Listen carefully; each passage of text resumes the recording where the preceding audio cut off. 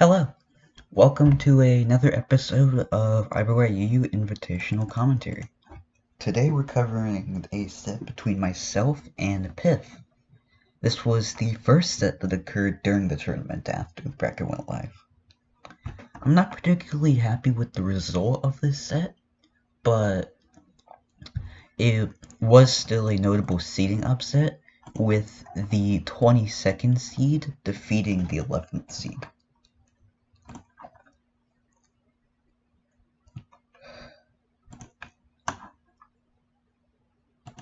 So, this matchup is kind of controversial lately, the lead matchup, because Hitmonlee released some stats not too long ago, kind of dissecting the problems with Tentacruel as a lead, with the traditional idea of using Tentacruel lead being that you get early momentum versus opposing Tentacruel and the Hypno leads, due to the ability to turn one wrap, threaten pivots into stuff like sleepers or physical attackers and whatnot. Versus the opposing Tentacruel, you can pivot in like your own Kadabra and whatnot. However, one of the main issues with it at the moment is that there's a period of time where Kadabra was very popular, which made it problematic. And with a meta where Kadabra and Hypno leads are really popular, generally you want to be using your own Hypno. Lately, there's kind of a place for it again because mons like Venusaur lead have kind of popped back into prominence, because with Hypno being spammed so frequently becoming the #1 lead, sleepers that outspeed Hypno become extremely threatening. So, because Tentacruel beats those, and it still has the 85% chance for early momentum versus Hypno, it's kind of come back, I feel like. It wasn't really gone, but it's back to the peak of, I feel like, potential as a lead. And we're going to see it does not miss wrap. On a miss, this would be really bad, because it would eat like a T-wave. And now that Tentacruel is extremely threatened by a lot of the tier. Its speed tier is one of the main things that really keeps it in a stranglehold on the tier, because there's like 5 different Pokemon on the UUVR that are mainly there, or a large reason why they're viable is because their ability to outspeed Tentacruel. That's one reason why Kadabra is so good. That's one reason why Persian, Aerodactyl, Electabuzz.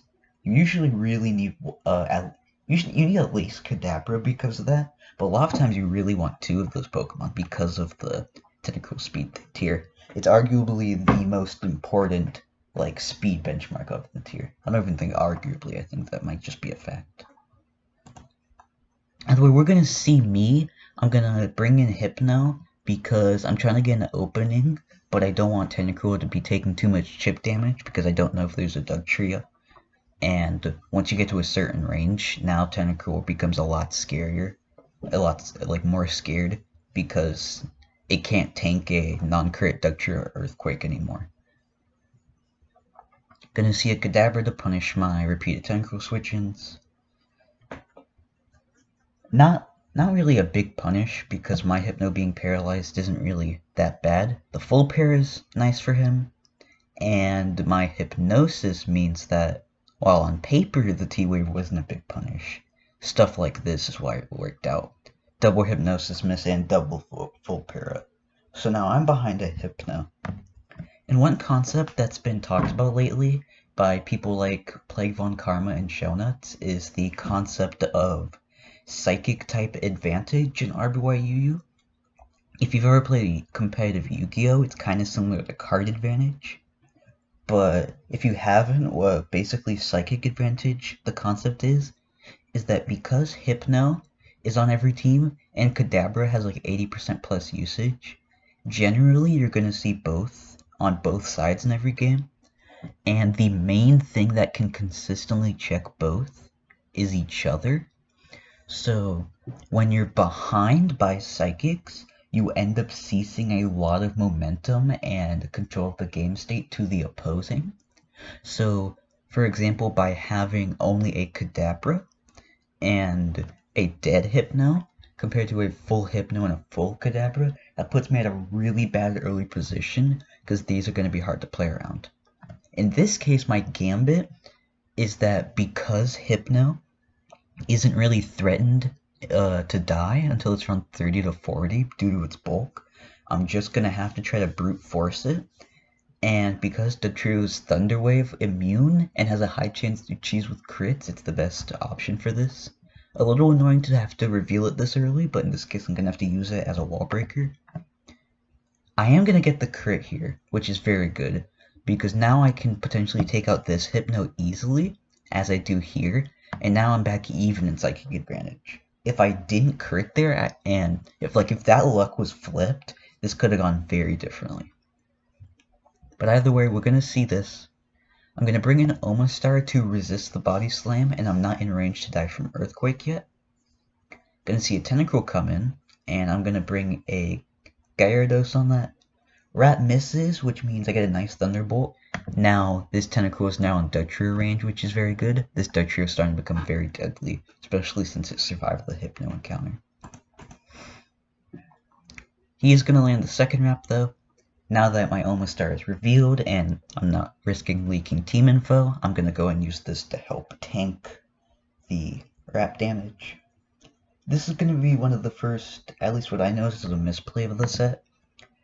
I should not have stayed in on Surf here, because it was a bit risky considering Omastar cannot take Surf well, and there were better targets to switch in on that turn, such as my own Tentacruel.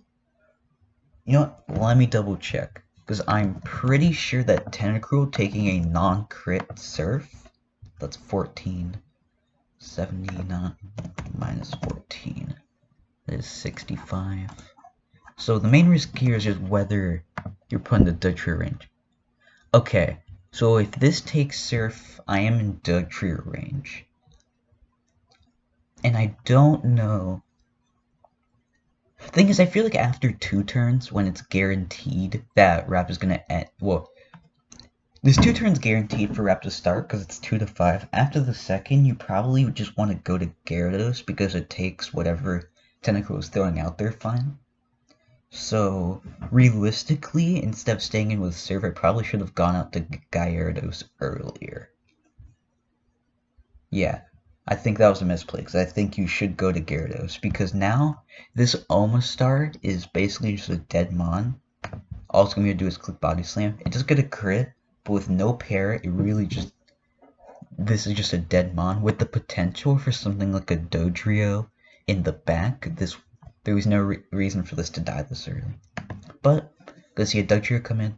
I tried to do an aggressive substitute, thinking they might switch out, and I would be able to get more stuff on it. And in this case, sadly they stayed into Surf. I imagine covering this option, but at this range of health, Dugtrio, realistically this damage wasn't super relevant, especially since this Tentacruel is definitely dying, so it's less about taking Wrap chip damage. You see Gyarados come in here, makes sense, there wasn't really a better switch in. I am going to get paralyzed, but I get a crit Blizzard, which puts me in a good position. Now this Kangaskhan is nearly a dead Pokemon. Here's another misplay, I think. Blizzard KOs Kangaskhan from that range. I found that out in an earlier recording of this. Blizzard actually KOs Kangaskhan at 31%. And Crit Surf does not KO Kadabra here. So realistically, you should be clicking Blizzard because the potential for Kadabra switching is so high that you would want to be threatening the potential for Freeze. So I'm going to say that's another misplay on my end. I should have Blizzarded it on turn 34. Gonna see Gyarados come in because I couldn't go Dugtrio because T-Wave really wasn't the play on Piff's end. Psychic was very obvious due to the threat of a ground type. And yeah, in this case, Dragon was the only play. Unfortunate crit, which is going to be the start of poor Dragonite luck. I get the agility, but Agilirap's sweep isn't really realistic through the threat of para. Thankfully, don't get crit again. I do now outspeed and threaten. Yeah, like this. Now I'm in a good position to potentially sweep, but I get another unfortunate full para. No Blizzard or Wrap, which means the dojo is now set up and I lose. Because, well, I could have won if Blizzard crit or something, but no Blizz crit, no freeze. So now dojo just sweeps me.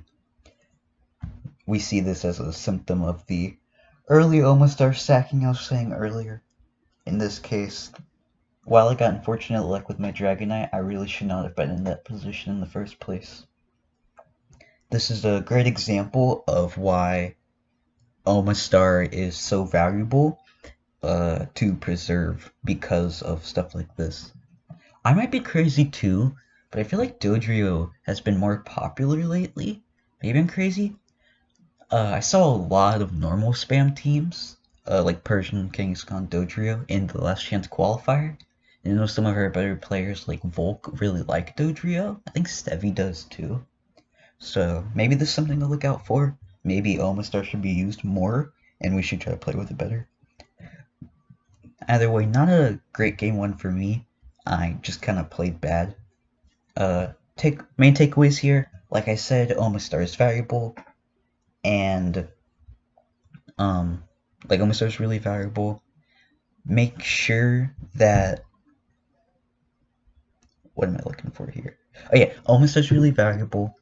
Keep in mind the concept of psychic advantage because, as we see there, it almost spiraled out of control, and the only way I was able to get out of that was with my own luck, which is not consistent in any form. And also that if you can and you expect the potential of a cadaver switch in, make sure to keep in mind the possibility of using a blizzard to catch cadaver switch-ins, because a lot of the time they're the better play, and freezing that cadaver can oftentimes just mean the game's over. So going into game 2, this game 1 was probably symptomatic of something, because I'm a very hyper-offensive Unga Bunga kind of player, and in this case I'm using a very balanced team. We're gonna see this in game 2, where I've been trying to learn how to play more consistent builds, go with less gimmicks and cheese, and try to make my records more consistent. But for now, they will actually be less consistent because I'm just not as comfortable with this style. I don't have the mindset for it quite yet. But either way, going into game 2, we're going to see, this time I get the advantageous lead matchup, and I catch the Hypno switching with the Seismic Toss. This is going to buff my Hypno immensely, especially since they don't have Hypnosis, so I'm in a very advantageous place in the Ditto. Now, because I have a Kangaskhan in the back, realistically the only plays on Pifsen were to Seismic Toss, which would put my Hypno into death range, but it would be sacking his Hypno, or resting, like he does here. Kangaskhan punishes both of those, high HP and rest. Maybe he could have T-Wave to predict that, but that seems like a really over-prediction. I Earthquake to check counter, he Toxics, I'll speak in Tingler Switch in a second. He Toxics, I still have not been able to figure out what the reasoning behind the Toxic switch in is. Piff, if you're watching this, feel free to message me, I'm actually really curious, because this feels like a very just intentional, like there's a reasoning with this, it wasn't just like a mistake, like, because that feels like a really weird mistake to make, like, unless it was like a misclick. I don't know, but like, I just don't know the reasoning for it. Maybe because Kangaskhan's not really a good wrap tank anyways versus Tentacruel, because you need to stay out of Surf range, or Blizzard range. So, I'm not sure. And I'm also not sure why I went Tingly here. Like, I don't think it was a bad play. Like, it worked out fine. I'm just not really sure what the goal was. Like, I don't know what it punished, you know? But, gonna see Kangaskhan come in here to attempt to punish the Hypno. No crit or anything. My Hypno's gonna come in, and it's just gonna die. So now I'm down a Hypno. I'm behind in psychic advantage. Not a great, situation for me to be in. Kadabra comes in to punish the Tentacruel switch in, and their Tentacruel comes in to punish. I imagine they thought I was going to my Kangaskhan. That makes sense, yeah. I would pivot to my Kangaskhan and threaten H-Beam. Or I guess you could go to Tangela too and threaten Powders, which Tentacruel would cover. Especially with the Toxic, meaning I would take Grab Chip faster and get into Blizzard range. So like that's a situation where the Toxic comes into play. I'm not sure what the attempted Toxic on Kang was for. Either way, my switch to Articuno gets punished. My Cadaver's gonna come in to threaten out Tentacruel. That's a fine play. My Kangaskhan comes in to threaten Hypno.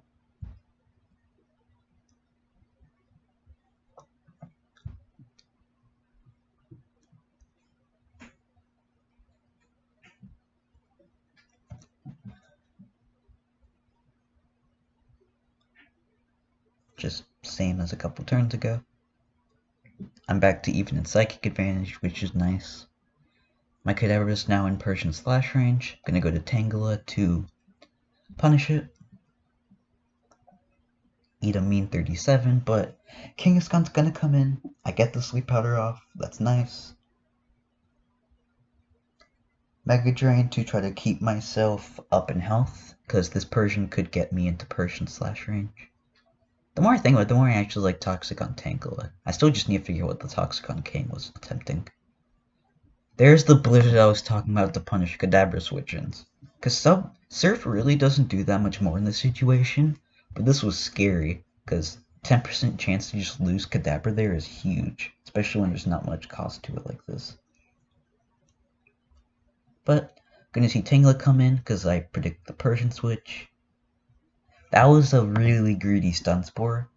No way were they not going Tentacruel there. I should have just Mega Drained, keep myself up in percent, keep myself able to be a switch into Persian.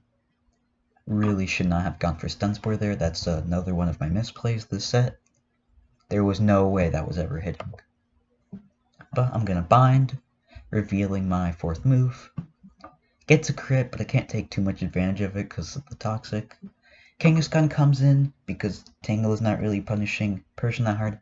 There's the Toxic and Kangaskhan. I still just don't know what the goal of it is. Because like it could be the same thing as the Tangela, but I just feel like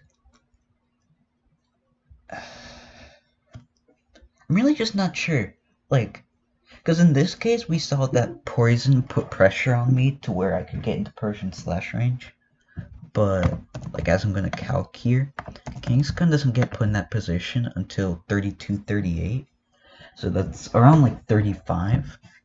I feel like if it's getting to that point, it's not gonna be by poison damage. It's just by stuff like Tentacruel Surf, where that range isn't gonna be that relevant. So, I don't know. If someone could please inform me what the Toxic on Kang does, I'd really appreciate it. Either way, I'm just going to sack Tangela here. It's done more than enough. There's not really a point to keep it. I have no better switching. And see Articuno come in. I feel like I potentially could have just double edged there, but agility works fine. And I get the crit. I remember this being a misplay. I was worried about like hyper beaming into like a Doge Rio, and then they would like set up on me and then kill me. But if you look at the calcs, Hyper Beam doesn't kill this 57 Articuno. So on my recharge turn, if they set up, I'm not dead. I'll just kill it with Blizzard. So I'm like, yeah, they can crit, but realistically, that's the same like amount, like chance of a threat, like that crit as the switch out on like a Hyper Beam. So this Blizzard was just really bad. Like, I think that was just an objectively bad play. And we see I'm going to get punished for it. Because I'm going to take extra recoil, putting myself into the Hyper Beam range I was so nicely out of. Now I'm snugly in that range. And I'm gonna Blizzard, try to freeze, I don't get it. Surf crits, my Articuno is dead. Now here's my Kangaskhan. Thankfully due to RBY para mechanics, because rest doesn't reset a paralysis until you switch out, a paralysis speed drop until you switch out. Kangaskhan's able to outspeed and kill it. Dojo comes in. I'm going to go to Tentacruel to try and do that. Blizzard does not KO or freeze.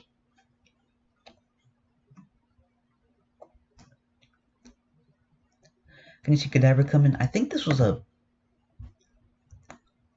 Well, no, this Seismic Toss was fine because it covers all of this. But this is a... or no, I think the Kadabra switch was really obvious here. Like, Seismic Toss looks fine on paper because it covers all these options. But when you actually look at what happens here, because of this happening, I lose the speed tie. This is just... yeah. Now I lose to this trio just beating down my Kangaskhan. What I could have done is I could have paralyzed the Kadabra, outspeed it with Kangaskhan, Hyper Beam KOs it, and nothing can switch into that Hyper Beam. And then I can tank a Persian Slash from that range, KO the Persian, and then if I calculate correctly, this does 48. Slash. I think I would have to double check, but I'm pretty sure there was a tiny chance to survive a Persian Slash into a Hyper Beam. So I feel like I probably should have Thunder Waved and then tried to sweep with Kangaskhan, but instead my Kangaskhan gets swept because I let that Kadabra deal the free 52 to my Kangaskhan. So as we see in the set, while I do get some unfortunate luck, the unfortunate luck is exemplified by poor play on my end, which is really just kind of the key to RBY.